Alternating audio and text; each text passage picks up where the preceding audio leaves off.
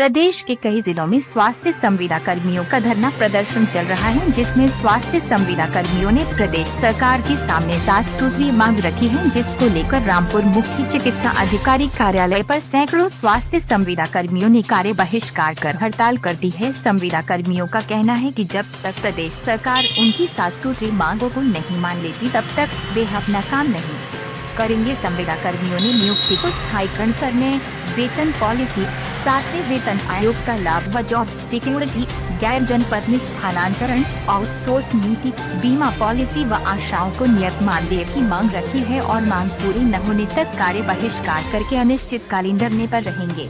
मुख्य चिकित्सा अधिकारी कार्यालय पर धरने पर बैठे संविदा कर्मियों में ANM, आशा सखियां, CHOs व अन्य संविदा स्वास्थ्य कर्मी अपनी 7 सूत्रीय मांगों को रखते हुए प्रदेश सरकार को चेताया है। उन्होंने कहा, अगर सरकार संविदा कर्मचारियों की परमानेंट कर्मियों के समान वेतन और अन्य सुविधाएं नहीं देगी तो समस्त कर्मी कार्य बहिष्कार कर धरने पर बैठे रहेंगे और आगामी 2022 विधानसभा चुनाव में संविदा कर्मी सरकार को चुनौती देंगे। उनका कहना है, जब हम सरकार बना सकते हैं तो सरकार गिरा भी सकते हैं।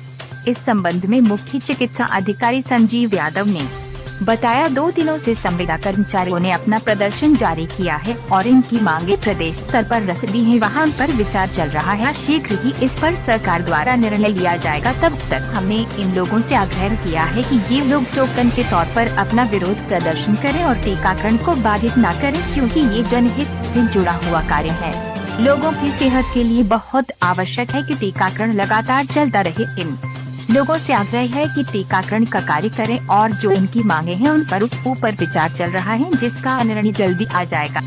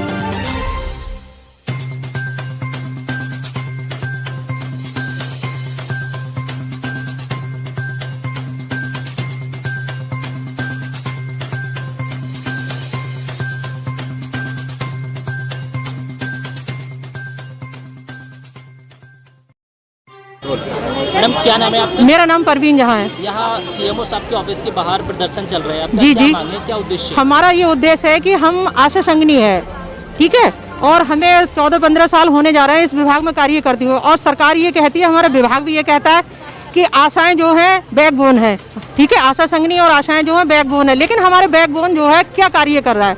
अगर बैकबोन ना हो तो शरीर का सिस्टम ही खराब हो जाएगा। लेकिन हमारा सिस्टम इतना खराब है, ना हमें कोई सैलरी मिलती है, ना हमारा कोई मानदेय है, कुछ भी नहीं है, और काम हमसे इतना लिया जाता है कि डू लिस्ट है, जितना भी A to Z स्वास्थ्य विभाग का काम है वो आशा और संघनी के माध्यम से ही स्वास्थ्य विभाग तक पहुंचाया जाता है। अगर हम अपना कार्य के लिए बहिष्कार कर दें, कार्य ना करें, तो क्या वो गाँव से काम मिल जाएगा? यहाँ बैठने का क्या मतलब है? हमारा बैठने का ये मतलब है कि हमारा जो भी कार्य है, हम कार्य करते हैं तो हमारे लिए भी हमारा भी वेतन होना चाहिए, हमारा भी वेतन हो। अगर हमारा वेतन नहीं होगा तो हम कोई भी आशा ग्रामीण क्षेत्र से कोई भी पेशेंट नहीं लाएगी, कोई भी कार्य नहीं करेगी, उस कार्य का बहिष्कार कर देगी। कितनी मांगों को लेकर यहाँ बैठी हैं आप अपनी? हमारी 7 सूत्रीय मांगे हैं।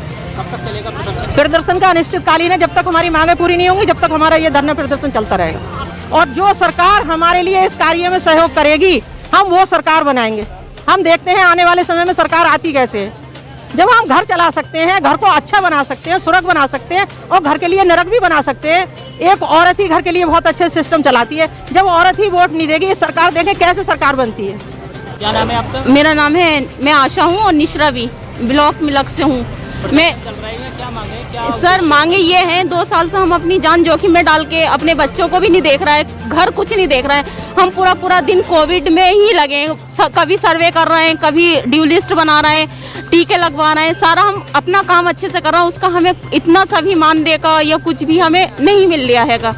तो सर ऐसा थोड़ी होता है, कहीं आशाओं का नाम या कुछ मतलब आशाएं सब कुछ करके देती हैं और आशाओं का कहीं से कहीं तलक कोई नाम नहीं है, कुछ भी ऐसा नहीं है। तो सर इसके लिए तो सरकार को सोचना चाहिए ना, हमारा मानदेय भी करना चाहिए और ये टुकड़ों में हमें पैसे मिलते हैं, पैसे भी हमें सही तरीके से मिलने चाहिए। ये नहीं है कि इतने इससे हो गए, इतने हो गए, मतलब हमारा भी कुछ सोचना चाहिए सरकार को। और ये बात सही है, हमारे लिए कुछ जो सरकार करेगी उसी की सरकार बनेगी। आशा तो एक कब तक प्रदर्शन चलेगा ये आपका इस तरह से? सर जब तक हमारी मांगे पूरी नहीं होंगी, जब तक चलेगा प्रदर्शन, और सरकार जल्दी कर देगी तो जल्दी खत्म हो जाएगा काम भी। जो कोविड का तीसरी लहर है उसके लिए भी हम और अच्छा बेहतर कर सकते हैं, फुल तैयारी। ये मतलब मांगे हमारी जल्द से जल्द पूरी कर देनी चाहिए और आशाओं को जो है, आशाओं को भी वो चीज़ मिलनी चाहिए, मानदेय है जो भी चीज़ है आशाओं को ही मिलना चाहिए। ये अभी 2 दिन से इन लोगों ने प्रदर्शन अपना शुरू किया है और इनकी मांगे जो हैं वो स्टेट लेवल पर से संबंधित हैं और इनके जो संघ हैं उन्होंने स्टेट लेवल पर अपनी मांग रख दी है। वहाँ इस पर विचार चल रहा है और शीघ्र इस पर कोई ना कोई निर्णय सरकार के द्वारा लिया जाएगा। तब तक हमने आपके माध्यम से भी और सीधे इनसे बात करके भी इन लोगों से आग्रह किया है कि ये लोग टोकन के तौर पे अपना विरोध प्रदर्शन करें, पर टीकाकरण कार्य को बाधित ना करें, क्योंकि जनहित से जुड़ा हुआ कार्य है और लोगों की सेहत के लिए बहुत आवश्यक है कि टीकाकरण लगातार चलता रहे।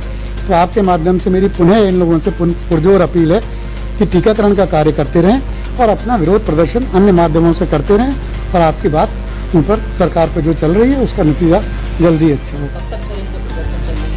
ये कोई बात सामने नहीं आई है, क्योंकि ये इस पर निर्भर करेगा कि सरकार से जो स्टेट लेवल पर जो बातचीत हो रही है वो ये इनका जो मांग पत्र है वो पूरा स्टेट पर जा चुका है। ये 7-8 मांगे हैं इनकी, जो सब की सब राज्य स्तर से संबंधित हैं, वहीं से इनका निर्धारण होना है।